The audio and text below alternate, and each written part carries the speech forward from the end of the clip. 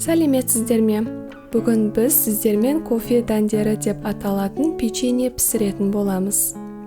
Бұл печеньяның жасалу жолы қиын емес, және дәмі де ерекше. Кофенің дәмі бар. Бөлме температурасындағы сары майға жұмыртқа мен қант ұнтағын салып, венчикпен араластырамыз.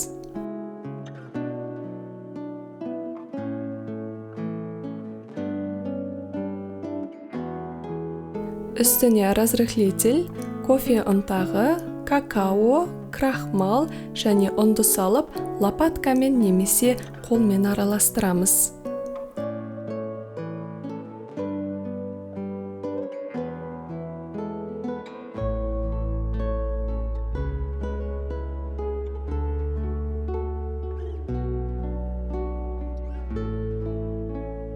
Қамыры осындай жұмсақ болады.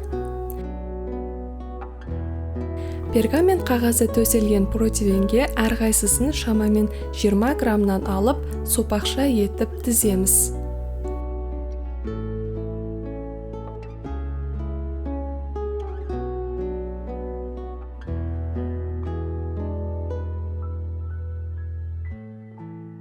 Тіс шұқығыш немесе шидің көмегімен печеньелердің үстінен басып шығамыз.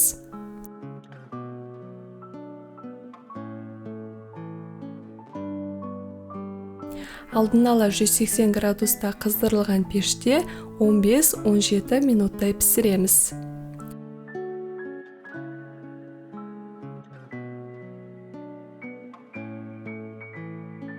Печеньеміз дайын, ортасы жақсы піскен.